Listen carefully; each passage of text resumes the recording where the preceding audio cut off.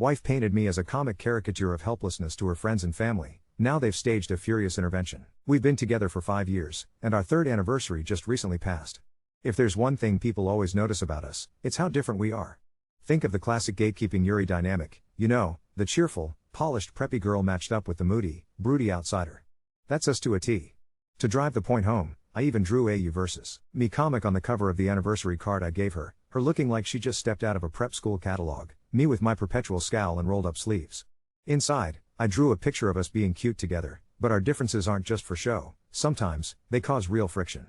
I'll admit, I get jealous of her. She's had a life that seems so easy, her parents are loaded, she's gotten a college education paid for, a free car at 16, and 2 more since. She's quick-witted, friends seem to gravitate to her, and she moves through the world with a kind of social grace I could only fake. Meanwhile, I grew up scrapping for everything I had. I was bullied, my family was barely scraping by, and I built walls to protect myself. I always envied how easy things seemed to come to her, even just people wanting to be around her, while I looked at my own reflection and saw the person left out. She knows she's had it easy, and she admits it. In fact, she says she finds me attractive because of the way I'll roll up my sleeves, literally, I always do, and just fix stuff or come up with a plan, the way I refuse to give up.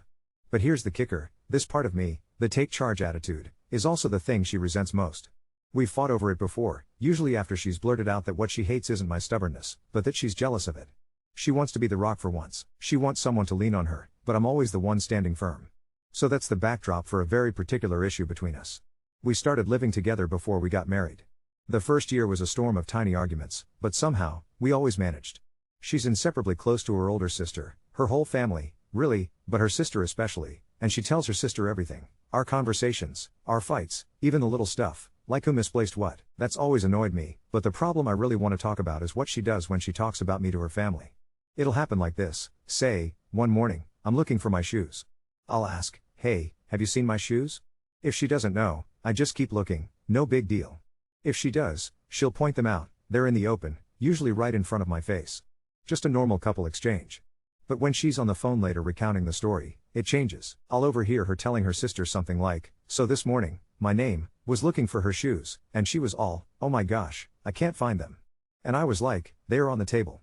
Right there. And she looked so lost and helpless. She even does this high, nasal impression of my voice, as if I'm on the verge of tears. The first time I heard this, I just walked in and cut her off. Hey, I don't talk like that, I said, and she looked at me like a deer caught in headlights. She spoke into the phone real quick, yeah, but she wasn't begging for help or anything, and her tone just screamed guilt, but I shrugged it off then. It happened again and again, though not constantly, but always enough that I noticed. She would talk about me this way to her family, her friends, whoever would listen, turning totally normal questions into me acting infantile or helpless. I always chalked it up to her weird lack of boundaries, but it really came to a head when we started quarantining together. Now, I was hearing her side of every conversation, all day. She kept up the act, painting me as this whiny, needy person every time I asked her for even the smallest bit of help. At first, it was just about finding things, but slowly it included anything, even if I asked her for a glass of water while she was already up. I started to get self-conscious about asking her for help at all, even though I've been pushing myself to do it more, just with her, because I trust her. This all stung for a very specific reason. She knows how badly I want to avoid being seen as whiny or helpless. She knows about my childhood, the trauma attached to asking for help, the pride I swallow when I finally do it. I spelled it out to her early in our marriage, painfully honest about how much I hate the idea of being the person people pity. I told her I know it's unhealthy, but my upbringing made me this way. I want so badly not to be seen as weak. When I finally confronted her, she tried to calm me by saying nobody thinks that about you. My family knows you're my pillar. She insisted I was only upset because I'm so sensitive about this issue, that I was exaggerating it in my head. It was logical, maybe, but it still hurt. I asked her just not to do it anymore, explained how exposed it made me feel, and she agreed. But when the lockdown began, it only got worse. I kept overhearing her, the same pattern and the same stories, and it started extending to anything and everything I might ask help with. Meanwhile, I kept trying for her sake, for us, to get more comfortable asking for little things. She was supportive, doing what I asked with no strings attached, not making me feel weak or childish, just being loving. But every time I heard her tell those stories to her family, all that progress crumbled. I couldn't unhear how she made me into her damsel in distress, undone by everyday life, voice high and trembling, when the truth was I was just taking baby steps, letting myself lean on someone, for the first time, because I love her and trust her more than anyone else. For a while now, I've been working hard to come to terms with the fact that it's okay to ask for help, especially since losing my sight made simple things an undeniable challenge. I was actually pretty proud I'd made peace with leaning on my wife here and there. But then, to overhear her continue to belittle me when she thought I couldn't hear. It crushed me. It was like someone pulled the rug out from under the patchwork confidence I'd just started building. I confronted her about it again, and we had a huge fight. All I got from her was the same tired refrain: I was overreacting, being too sensitive, she was only joking, and besides, the part about me is just a small piece of a bigger story, nobody even notices. That argument ended with us going to bed angry. A few days later, another fight broke out between us, this time about something totally unrelated. Frustrated, I left for a drive just to clear my head. While I was out on the freeway, suddenly my phone started blowing up. It was vibrating and chiming so much that my heart started pounding. I thought something catastrophic must have happened. I pulled off at the next exit and parked at a deserted strip mall, scrolling through my notifications. Every single text was from my in-laws, mostly her sister, with messages like, "How dare you? You're a joke. She's done so much for you." Each preview was worse than the last. I felt my chest tighten, breath quicken, full-on panic attack mode. I sat in my car, sobbing until I was completely wrung out. When I'd finally settled enough just to function, I called my wife. The first time, she ignored it immediately. But when I called again, she picked up right away and actually apologized for screening the call. That was rare for her. She heard my voice and instantly got anxious, checking to make sure I was safe. I asked her straight out what she'd told her family, and she said she'd only called her sister to vent about our argument. After that, she claimed, their conversation had moved on to other, happier topics. I didn't buy it, so I texted her screenshots of every cruel message, then told her I was coming home, and we were going to sort this out, no matter what. When I walked in, she was on the couch looking defeated. Squeezing a throw pillow, chewing her nails, she looked guilty, like a child about to be caught. She'd always assured me her family liked me, and I'd tried believing her, pushing aside the little things, chalking it up to my own social anxiety. But after that text barrage, the floor felt like it had dropped from beneath me entirely. We decided to face this together, and landed on the idea of calling everyone who'd sent those texts for a big group Zoom. She messaged the family group chat about it, and within 10 minutes, everyone was on screen, my in-laws, her sister, all of them. I stayed off camera and silent, watching. I needed to see how this really played out. They tried to start with what they clearly thought was an intervention, but mid-speech, my wife cut in and pressed her sister about what happened after their post-fight phone call. Her sister simply admitted she'd had enough of my bullshit, and that the family had to get involved. My ears rang, I felt myself withdrawing, a cold sweat prickling along my skin. Everyone else agreed with her matter-of-factly, and her sister explained she'd called their mom, vented, and before long they'd decided to stage an intervention for my wife, against me. That's when it all spilled out. They'd been whispering for a long time behind my back about how I'm only with my wife for her family's money, how I take advantage of her kindness and generosity, how I'm a leech. They'd even started a separate group chat devoted to plotting this ambush. I felt dizzy just hearing it. As my wife tried defending me against these wild accusations, asking why they thought I was some kind of mooch, they wouldn't back down. They told her that she knew exactly what they meant and said she can't defend me anymore, even accusing her of gaslighting them for saying otherwise. I was baffled. I've never asked her family for anything, certainly not money. I handle our budgeting and planning, always careful, always trying to avoid even the appearance of leaning on them. Suddenly, my wife started to cry as she began to confess everything. What she told them behind my back only got darker. Turns out, she admitted, that she'd been so jealous of my steady, reliable nature, my willpower and self-control. She resented that I could pull things together where she struggled, and she never liked when people joked about me being her knight in shining armor. So anytime I did need her help, even in the most mundane way, it felt like a triumph for her, proof she could be the strong one, if only for a moment. Slowly, she started exaggerating her stories to her family. At first, it was just little things, tiny fibs to make us look equally forgetful or careless. It made her feel better, temporarily, to think others saw us as equals. But soon she found herself enjoying the feeling so much she couldn't stop. Every time friends or family made jokes at my expense, calling me forgetful, disorganized, she just let it snowball. She tried to quit, she really did, especially the first time I asked her to. But then her self-esteem nosedived and, desperate for control, she started up again. The stories got bigger, the lies more absurd. Suddenly, I was the buffoonish, needy one, completely dependent on her. She admitted, through tears, that she went so far as to ask her parents for money during tight months, claiming I was the one demanding it, even though it was her idea, and I would have taken on extra hours or just cut back instead. That bit was the worst. All those seeds she'd planted made my in-laws believe I was a parasite, freeloading off their daughter. That night, she did all but collapse from guilt, going on to explain the truth, that I was always the one balancing our checkbook, making sure bills and trips were budgeted for, and making sacrifices before I'd ever accept financial help. It wasn't just her secret anymore, everyone finally heard it. For the first time, I realized just how deep the false narrative had cut, how strongly my wife's family had come to resent me, all based on twisted half-truths and lies. I still haven't forgiven her, and I don't think I ever truly can. She finished her confession by apologizing to her family for all the lies she'd told them, And, more than anything, to me. I could see the fear on her face as she admitted she didn't want a divorce. The room, usually filled with her family's lively chatter, fell hauntingly silent. Occasionally, someone would murmur a question, their curiosity laced with shock. When the apologies quieted down, her mom, with a trembling voice, asked if I was in the room. My wife nodded. Her mother told her, "I think we should look you in the eyes when we apologize to you." The idea of facing them made my skin crawl, so I refused. That was when my mother-in-law kicked my wife out of the room and, while she hid herself in the bathroom, her family all apologized to me anyway. It was then that every single one of them admitted they hadn't liked me, all because of the things my wife had said. Their intervention group chat had been like a hive, each one feeding off the other's anger, until it built up into a rage-fueled mob, and they'd all decided to act. The apologies came in waves. Tears streamed down my mother-in-law's and sister-in-law's faces, and I couldn't stop my own from falling. Other family members just looked miserable and subdued, as if the shame of it all was pressing them flat. I told them I accepted their apologies. Truth be told, I adore my own family and knew in a heartbeat I'd be livid too if I thought my sibling was dating a deadbeat. The call ended on a gentle note, with my mother-in-law and sister-in-law both swearing they'd make it up to me. I didn't want to even look at my wife afterward, let alone talk. When I wandered to the bathroom and found it empty, her car keys vanished, I felt a ripple of relief. She hadn't left for good, just gone to pack a suitcase. Not long after, my phone buzzed. It was a text from her, name, address, phone number for a nearby hotel, her room number, and the words, "It's just for a few days. I can't even look at you, and I'm sure you need a break from me too. I love you, and I've never been more sorry in my life." Time slipped by. She returned sooner than either of us expected, and since then, we've been coping. Therapy isn't an option, we simply can't afford it, and neither of us knows even where to start.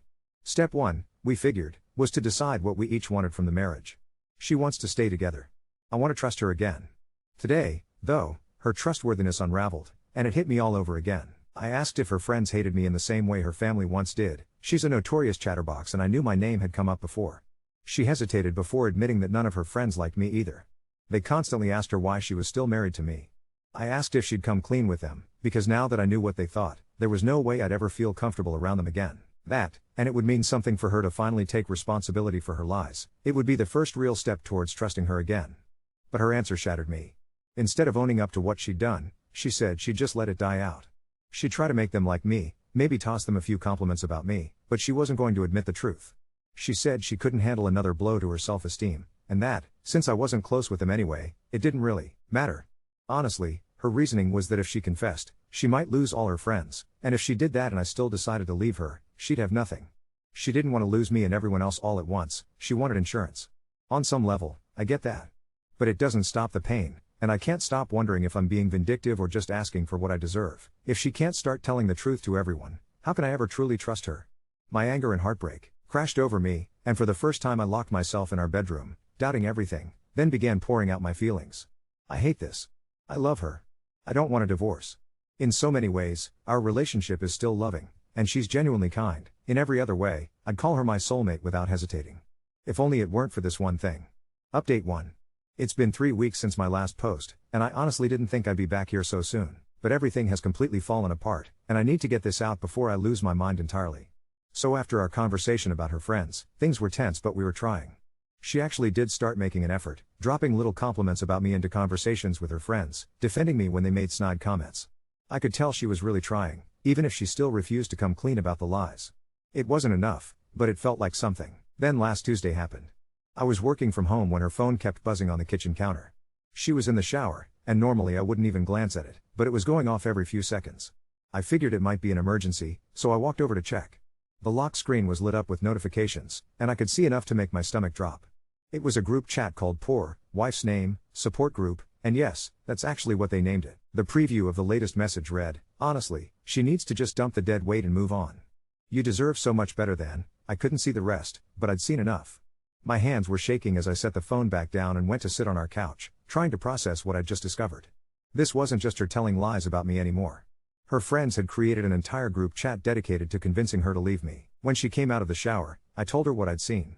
The color drained from her face instantly, and she started stammering about how it wasn't what it looked like and that her friends were just concerned. But when I asked her to show me the chat, she refused. That's when I knew there was more to this story. I've never been the type to snoop, but something about her reaction made every alarm bell in my head go off. That night, after she fell asleep, I did something I never thought I'd do. I went through her phone. What I found made me physically sick. The group chat went back months, way before our big confrontation with her family. And it wasn't just them trash talking me based on her lies. She had been actively participating, sometimes even starting the conversations. Messages like, "God, she's being so clingy today and I swear she follows me around like a lost puppy." Screenshots of our private conversations that she'd share with commentary like, "Look how pathetic this is." But the worst part? There were messages about Jake. Jake is her coworker. I'd heard his name mentioned here and there, nothing suspicious. Except apparently he'd been offering her support through our difficult marriage for months. The messages between them, which were in a separate thread, started innocent enough. Work stuff, casual conversation, but they gradually became more intimate. By the time I got to the recent messages, they were talking about meeting up to talk about everything and how he understood her in ways I never could. She'd been telling him all the same lies about me, painting herself as trapped with this needy, pathetic partner who couldn't function without her. The most recent message, from just 2 days ago, was Jake saying, "You know my offer still stands. My place is always open if you need somewhere to think things through." I screenshotted everything and sent it to myself, then put her phone back. I spent the rest of the night sitting in our living room, staring at the wall, trying to figure out what to do. The next morning, I confronted her. I showed her the screenshots, and for the first time since I've known her, she had absolutely nothing to say. She just sat there, opening and closing her mouth like a fish out of water. Finally, she started crying and admitted that yes, she'd been talking to Jake. But she swore nothing physical had happened, that she was just confused and needed someone to talk to. She said the group chat was her way of venting, that she never expected them to take it so seriously or get so involved. But here's the thing that really got me. When I asked her why she'd been doing this, why she'd been lying about me to literally everyone in her life, her answer floored me. She said she was scared that if people knew the truth, that I'm actually the reliable one, the one who holds things together, they'd wonder why she wasn't more like me. She was terrified that everyone would realize she was the mess in our relationship, not me. So she flipped the script to protect her image. And Jake? She admitted she'd been emotionally leaning on him more and more because he made her feel capable and strong, something she never felt with me because she knew I had my life together, better than she did. It wasn't just insecurity. It was a calculated effort to rewrite our entire relationship to make herself look better, and she'd gotten so deep into the lie that she'd started believing it herself. She'd convinced herself that I really was this needy, pathetic person she had to take care of, because the alternative, admitting she was the one struggling, was too scary. I asked her if she wanted to be with Jake, and she said no, that she loved me and wanted to fix things. But when I asked if she was going to tell her friends and Jake the truth, she got quiet again. "I can't," she finally said. "They all think you're this terrible person now. If I tell them the truth, they'll know I've been lying this whole time. They'll never trust me again." So there it is. She's more worried about her friends not trusting her than she is about me not trusting her. She'd rather maintain her lies and keep me looking like the villain than face the consequences of what she's done. I'm staying at my brother's place now. I packed a bag yesterday while she was at work and left her a note saying I needed space to think. She's been blowing up my phone, but I'm not ready to talk yet. I keep going back and forth on what to do. Part of me still loves her and wants to believe this can be fixed. But how do you come back from something like this? How do you rebuild trust with someone who's been systematically destroying your reputation with everyone in their life for their own benefit? And the Jake thing. Even if nothing physical happened, she was clearly building up to something. She was creating this whole narrative where I'm this awful partner she's trapped with, while he's this understanding savior waiting in the wings. I don't know what I'm going to do. All I know is that I can't keep living like this, wondering what she's telling people about me, wondering if every person in her life has been made to hate me based on lies. Maybe some things really are too broken to fix. Update 2. I thought I was done writing these updates. I really did. But something happened yesterday that I need to get out, because I feel like I'm losing my grip on reality. It's been 6 weeks since I moved to my brother's place. 6 weeks of my wife calling, texting, showing up at his apartment building. 6 weeks of me trying to figure out if our marriage was salvageable or if I was just holding on to something that had been dead for months. My brother Mark has been incredible through all this. He's let me crash in his spare room, brought me coffee when I couldn't get out of bed, and mostly just listened when I needed to talk. But last Wednesday, he came home from work with this weird expression on his face. "We need to talk," he said, and my stomach immediately dropped. He sat down across from me at his kitchen table and pulled out his phone. "I wasn't sure if I should tell you this, but I think you need to see it." Apparently, Jake, my wife's coworker, had been posting on social media. Not obvious stuff, but Mark had connected the dots. Photos of coffee dates with captions like supporting a friend through tough times. A picture of my wife's hands, I recognized her ring tan line, holding tissues with sometimes being there for someone means just listening. The one that made my blood run cold was from last weekend, a photo of 2 wine glasses on what looked like my dining room table, caption good, "Friends make the hardest conversations easier." He'd been in our house. In our home. While I was here, agonizing over whether to fight for my marriage. I called her immediately. When she picked up, I could hear music in the background, and a man's voice. "Where are you?" I asked. "Just out with some friends. Getting dinner. Is Jake there?" The line went quiet except for the background noise. Then she hung up on me. I drove to our house, well, her house now, I guess. Her car was in the driveway next to a blue Honda I didn't recognize. The living room lights were on, and I could see two figures moving around inside. I sat in my car for probably 20 minutes, hands shaking, trying to decide what to do. Part of me wanted to storm in there and confront them. Part of me wanted to drive away and never look back. But then I saw something that made the decision for me. Through our bedroom window, I could see shadows on the wall. Two people, and then the light went out. I don't remember walking to the front door. I don't remember using my key. But suddenly I was standing in our hallway, and I could hear voices coming from upstairs. Her voice, and his. "She doesn't understand you like I do," he was saying. "I know," she replied. "I should have done this months ago. I couldn't move. I just stood there listening to my wife and another man in our bedroom, talking about me like I was some obstacle they'd finally gotten out of the way. That's when I heard footsteps on the stairs. My wife appeared first, wearing one of my old college t-shirts and nothing else. When she saw me, she let out this strangled scream and grabbed the banister. Jake appeared behind her, shirtless, looking confused until he saw me. Then his face went white. "It's not what it looks like," my wife said, which might be the most cliché thing anyone has ever said in that situation. "Really?" I asked, surprised by how calm my voice sounded. "Because it looks like you've been fucking another man in our bed while telling me you want to work on our marriage." Jake started putting his shirt on, muttering something about how he should leave, but I told him to stay. "I think we should all have a conversation, don't you?" What happened next is burned into my memory. We ended up in our living room, me in the armchair, them on the couch like they were the couple and I was the intruder. And my wife. She just started talking. She told me everything. How she'd been sleeping with Jake for 3 weeks. How he'd been the one encouraging her to leave me, telling her she deserved better. How she'd been planning to ask for a divorce but wanted to transition first, whatever the hell that means. But here's the part that really broke me. She said she'd been trying to make me hate her so I'd be the one to end things. All those phone calls and texts begging me to come home? She'd hoped I'd come back angry enough to walk away, for good. "I never wanted to be the bad guy," she said, crying. "I thought if you left me, I could tell everyone you abandoned me. That you gave up on us."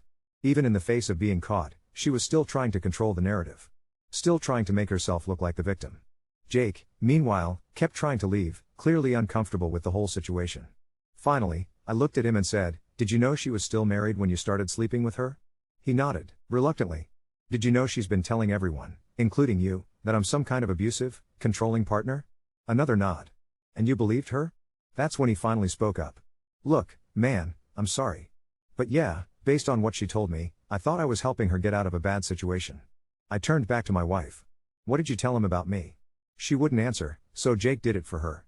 Apparently, I was emotionally abusive. I controlled her finances. I isolated her from her friends and family. I had anger management issues. I was potentially dangerous. None of it was true. Not a single word. I sat there listening to this man explain to me who my wife had convinced him I was, and I realized that the woman I'd been married to for 3 years was a complete stranger to me. "Show him," I said to my wife. "Show him what?" "Show him our bank statements. Show him the texts where you begged me to come home. Show him literally any evidence that I'm this monster you've made me out to be."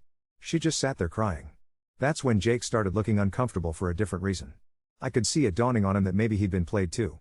"You've been lying to him about me the same way you lied about me to everyone else," I said to my wife. "Haven't you?" She nodded, still crying. Jake stood up. "I think I should go." "Yeah," I agreed. "I think you should." After he left, my wife and I sat in silence for a long time. Finally, she asked, "What happens now?" "Now you call a divorce attorney," I told her. "Because I'm done." I packed more of my things and left. I'm back at Mark's, and tomorrow I'm calling a lawyer of my own. The strangest part is that I don't even feel angry anymore. I just feel empty. Like I've been mourning a person who never actually existed. The woman I fell in love with, the woman I married, she was just a character my wife was playing. I don't know what happens next. I don't know how you rebuild your life when you realize the last 5 years were built on lies. But I know I can't do this anymore. Some bridges really are too burned to cross back over.